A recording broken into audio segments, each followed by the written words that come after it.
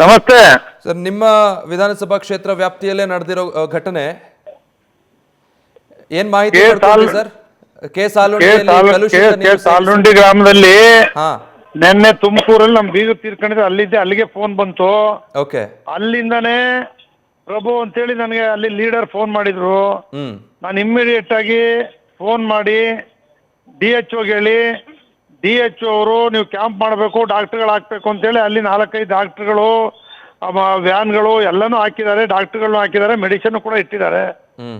ಆದರೂ ಕೂಡ ಅದನ್ನ ಮೀರಿ ಸುಮಾರು 48 ಜನಕ್ಕೆ ಹಾಸ್ಪಿಟ್ಲ್ಗೆ ದಾಖಲಾಗಿದ್ದಾರೆ. ಹೌದು. ಇನ್ನೂ ಹೆಚ್ಚು ಆಗ್ತಿದ್ದಾರೆ, ಅಲ್ಲಿ ಟ್ರೀಟ್ಮೆಂಟ್ ಕೊಡ್ತಿದ್ದಾರೆ. ಅಡ್ವಾನ್ಸ್ ಆಗಿ ಏನೇನು ಮಾಡಬೇಕು ಅಂತ ಆ ಕ್ರಮ ಕೈಗೊಂಡಿದ್ದಾರೆ. ಜಿಲ್ಲಾಧಿಕಾರಿಗಳು, ತಹಶೀಲ್ದಾರ್ ಎಲ್ಲರೂ ಕೂಡ ದೂರವಾಣಿ ಮೂಲಕ ಮಾತಾಡಿದ್ದೆ, ಅವರೆಲ್ಲರೂ ಕೂಡ ಭೇಟಿ ಮಾಡಿದ್ದಾರೆ. ರಾತ್ರಿ ಬಂದೆ, ಈಗ ಬೆಳಿಗ್ಗೆ ಹಾಸ್ಪಿಟ್ಲಿಗೆ ಬಂದೆ. ಹುಡುಗ ಅವನು 2 ಸಾರಿ ಮಿಸ್ಟೇಕ್ ಮಾಡ್ಕೊಂಡಿದ್ದಾನೆ.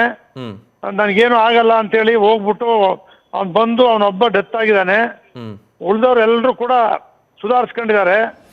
ಇನ್ನೊಬ್ರಿಗೆ ಮಾತ್ರ ಕಿಡ್ನಿ ಪ್ರಾಬ್ಲಮ್ ಇದೆಯಂತೆ. ಇನ್ನು ಉಳಿದವರೆಲ್ಲರೂ ಕೂಡ ಚೇತರಿಸ್ಕೊಳ್ತಾ ಇದ್ದಾರೆ. ಬಟ್ ದುರಂತ ಅಲ್ವಾ ಸರ್? ನಗರಾಧಿ ಪ್ರಾಧಿಕಾರ 3-4 ವರ್ಷಗಳಿಂದ ನಾವು ಅರ್ಧಂಬರ್ಧ ಆಗಿರ್ತಕ್ಕಂಥ UGDಗಳನ್ನ ಕಂಪ್ಲೀಟ್ ಮಾಡಿ ಅಂತ ಹೇಳಿದ್ರು ಕೂಡ ಅವರು UGD ಮಾಡ್ತಕ್ಕಂಥದ್ದಕ್ಕೆ ಗಮನ ಹರಿಸಿಲ್ಲ.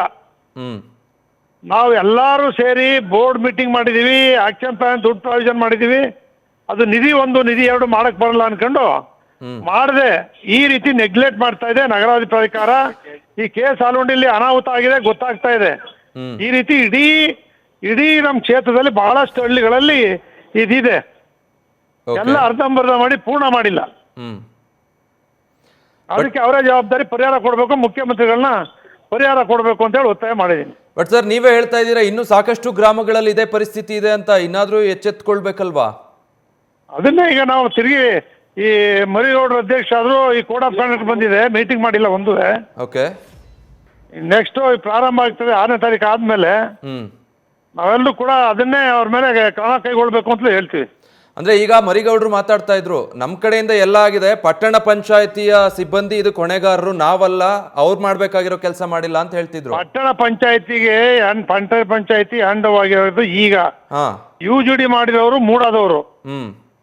ಮೂಡಾದಲ್ಲಿ ಸ್ಯಾಂಕ್ಷನ್ ಆಗಿರೋದು. ಓಕೆ. ಮೂಡಾದವರು ಕೆಲಸ ಮಾಡಿರೋದು. ಅವ್ರು ಕಂಪ್ಲೀಟ್ ಮಾಡ್ಬೇಕದ್ನ. ಮತ್ತೆ ಪಟ್ಟಣ ಪಂಚಾಯತಿ ಅವರು ತಲೆಗೋರ್ಸಿ ನಾವು ಪರಿಹಾರ ಕೊಟ್ಟು ಕೈ ತೊಳ್ಕೊಳ್ತೀವಿ ಅನ್ನೋ ಕೆಲ್ಸಕ್ಕೆ ಮುಂದಾಗಿದ್ದಾರೆ. ಹಂಗಿದ್ರೆ ನಗರಾಭಿವೃದ್ಧಿ ಅವರು ಪಟ್ಟಣ ಪಂಚಾಯತಿ ಆಗಿರೋದು ಇತ್ತೀಚೆಗೆ ಅವರು ಮೇಂಟೆನೆನ್ಸ್ ಮಾಡ್ಕೊಳ್ತಾರೆ. ಇದು ಎಸ್ಟಿಮೇಟ್ ಮಾಡಿ ಎಲ್ಲ ಕೆಲಸ ಪ್ರಾರಂಭ ಮಾಡಿದವರು ಮೂಡಾದವರು. ಅದನ್ನ ಪೂರ್ಣ ಮಾಡ್ತಕ್ಕಂಥ ಜವಾಬ್ದಾರಿ ಮೂಡಾದವ್ರದೇ.